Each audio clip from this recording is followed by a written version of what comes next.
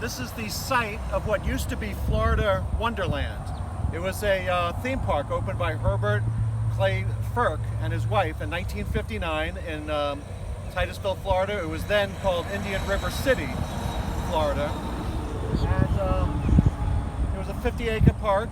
It had an amusement park. It had a Wild West town called Dodge City, where they would have staged, they would have stagecoach holdups, they would have gunfights, public hangings every hour, and storefronts and restaurants. And it had an Indian village, it had multiple animals, it had a monkey island, it had an elephant and Leo the lion, chimpanzees, it had a snake, a reptile house. And that's what's behind me right here. We're going to take a closer look at that. This was the reptile house that was built in 1959 and renovated in 1963.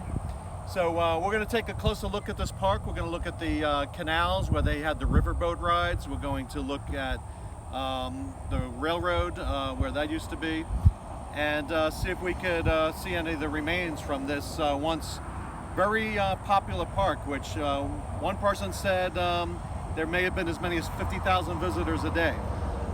So let's go take a look.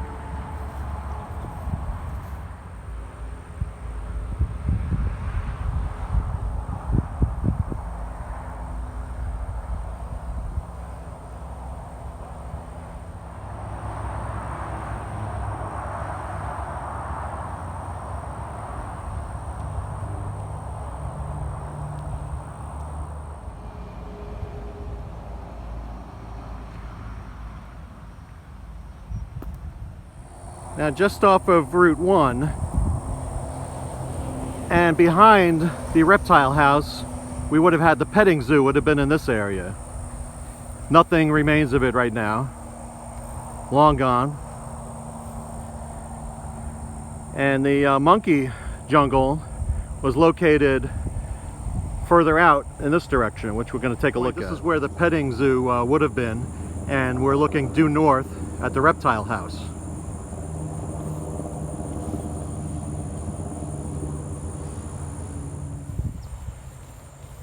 And so we're heading back.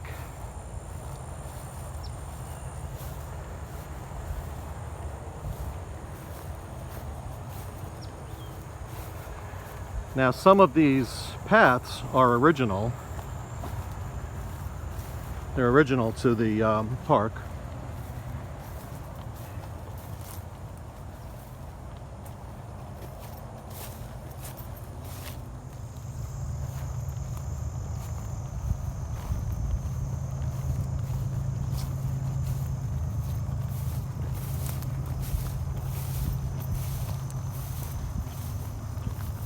Now, I believe that this right here is a canal, and it is. There's water. It's overgrown right now. We're going to walk around, see if we can find a better area to see the canal. Here is a better view, a part of the canal that people would take the riverboat rides in.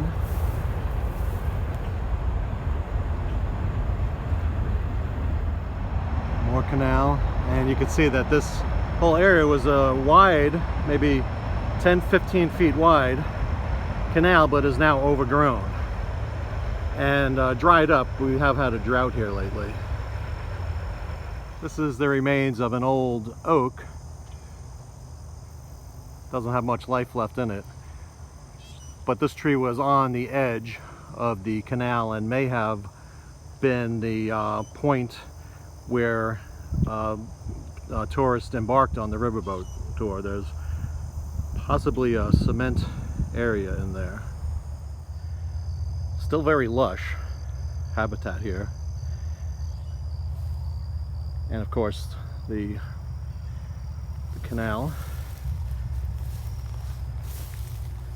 continues off into the distance, and this may have been a monkey jungle behind it. Now, when the park closed, the monkeys escaped, and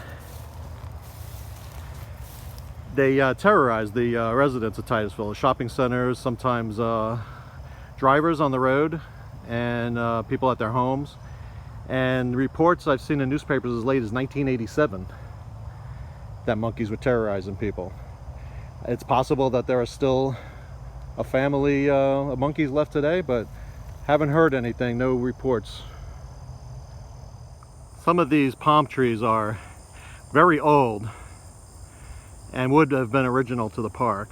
Very tall. And this would have been part of the natural area of the park. Here's another old grove of palm trees. These would have been original at the time of the theme park. And they do add a nice ambiance, nice Florida atmosphere to the tourists who came down here. You know, the Jfk Space Center had opened in the late 50s and was popular for tourists in the 1960s, and this park opened at the same time in 1959. And people would do 2 for 1. They would do the JFK and spend the rest of the day at the park.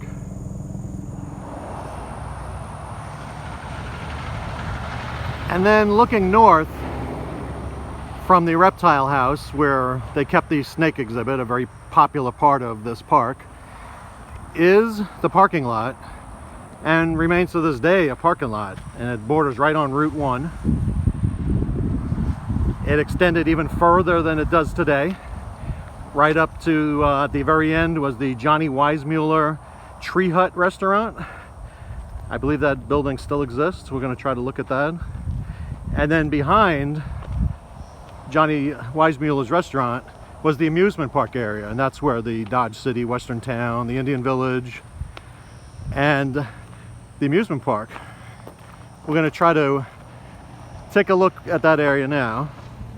So the amusement park would have been directly west of where we are right now, a few hundred yards out. And they had a Ferris wheel, a roller coaster, a bunch of covered circular type rides, food, a carnival type atmosphere, slides. And today it is a storage facility and there's no trespassing available, so I'm just going to take these shots from the fence. Right here is where the Dodge City, the old West Town, was located. Now it's just a grass field and driveway. It's hard to tell by how overgrown this is, but this was one of the waterways that goes back through the park where the river cruise took place. It's very dried up right now, but you can see the depression in the ground and the growth of the wildflowers that are doing spectacularly in this damper area. This area is right smack in the middle of the amusement park.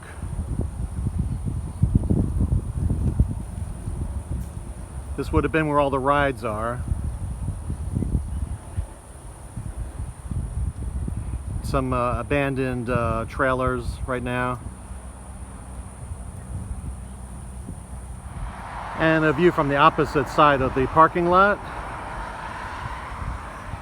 Now, this park was open in 1959, but it changed ownership in 1971. It went from Florida Wonderland to Tropical Wonderland. And that's when Johnny Weissmuller took a part in it. And he would sit in one of the buildings, sign autographs, take pictures with people. But eventually he became disenchanted that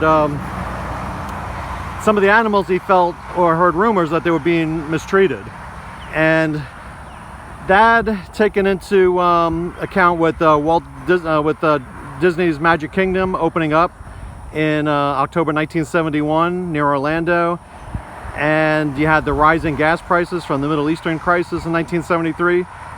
So Tropical shut down in 1973, and it's been abandoned ever since. Occasionally there's been maybe a paintball place that's opened up and other businesses, but it's really abandoned. What happened to the animals is that they were taken care of for a few years, and gradually the place just kind of collapsed. There's one story of an elephant that escaped at night, ran across this Route 1 right here, and got hit by a truck, which is a very odd occurrence in the United States, and sad.